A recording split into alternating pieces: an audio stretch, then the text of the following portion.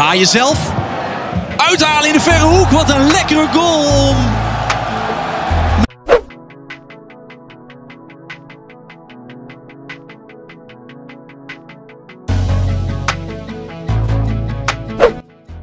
Jelas pemain ini berlabel grade A, bukan pemain cadangan, bukan bermain di Liga 2 atau Liga 3 Belanda, melainkan pemain inti SC Heerenveen, kasta tertinggi Liga Belanda.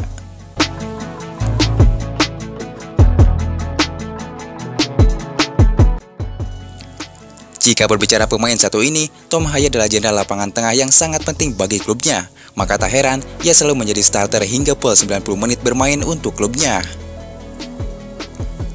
Saat ini, proses naturalisasi Tom Hye sedang dikebut, tentu untuk bisa diturunkan di laga Indonesia versus Vietnam 21 Maret nanti.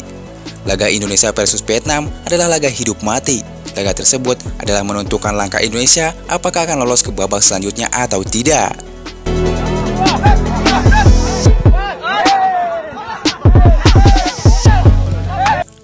Ya, tentu saja jika Tom Hye bermain, ia diprediksi bakal menjadi jenderal lapangan tengah timnas Indonesia. Kedua pemain ini sangat simpel dalam memegang bola, namun sangat kreatif dalam memanjakan para penyerang skuad Garuda. Dan tentu saja membuat Vietnam panas dingin akibat kedatangan pemain bernama Tom Hye.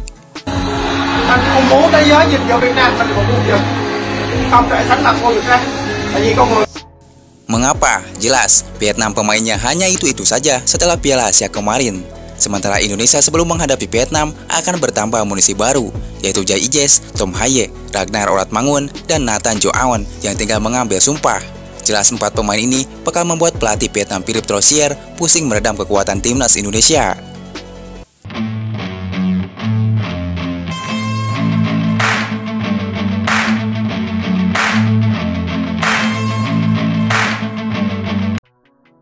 Tentu saja dengan melihat performa Tom Hye yang konsisten di klubnya, Hye dipercaya bisa memperkuat kedalaman skuad timnas Indonesia di lini tengah.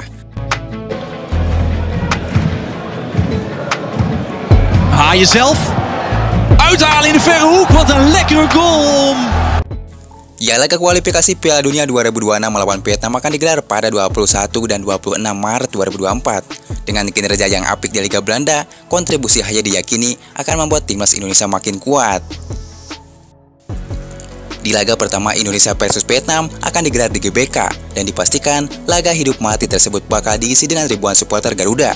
Supporter di GBK bakal menjadi saksi kekalahan Vietnam di tangan Indonesia untuk kedua kalinya di ajang resmi setelah Piala Asia, kemudian sekelas kualifikasi Piala Dunia zona Asia.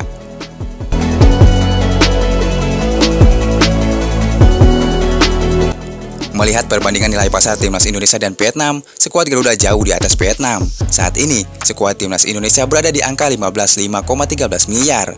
Ini belum termasuk Tom Hye, Ragnar Oratmangun, dan Nathan Jo Aon. Jika semua ditambahkan, kemungkinan nilai pasar timnas Indonesia akan menyentuh 200 miliar. Sementara dibandingkan dengan skuad timnas Vietnam, mereka saat ini berada di angka 101,25 miliar. Jelas perbedaan yang sangat jauh.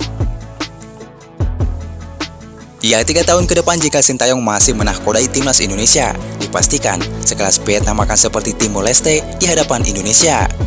Bagaimana tidak, Sintayong walaupun sudah mendapatkan 12 pemain keturunan Eropa, ia tetap mencari keturunan 2 hingga 3 pemain keturunan lagi untuk juru gedor yang masih tumpul hingga saat ini.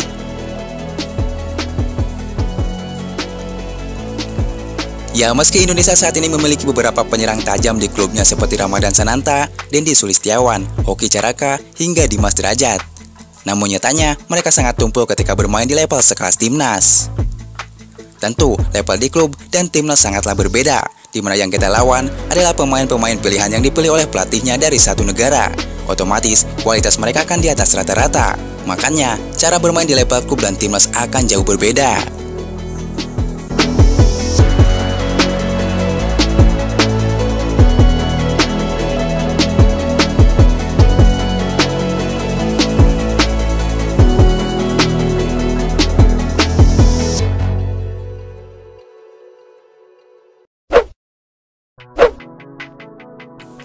Pelatih lokal asal Malaysia menyuruh Harimau Malaya belajar banyak dari timnas Indonesia.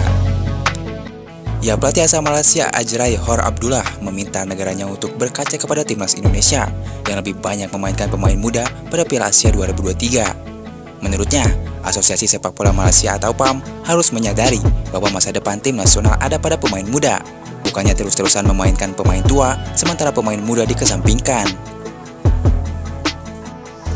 Jika kita berbicara tentang masa depan tim nasional setelah Piala Asia, mereka harus melihat bagaimana tetangga kita Indonesia melakukannya.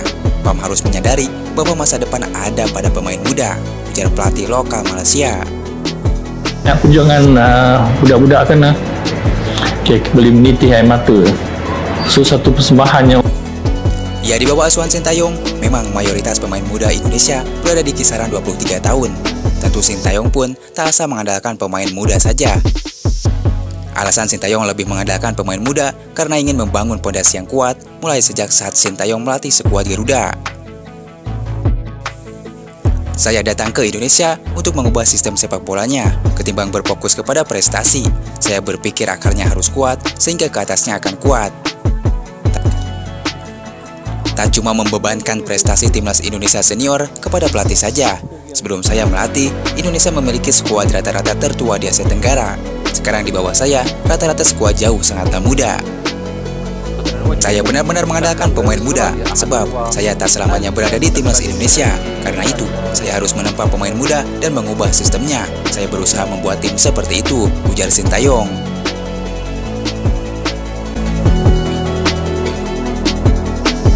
Gawat jelang lawan Vietnam di kualifikasi Piala Dunia, kiper timnas Indonesia Hernando Art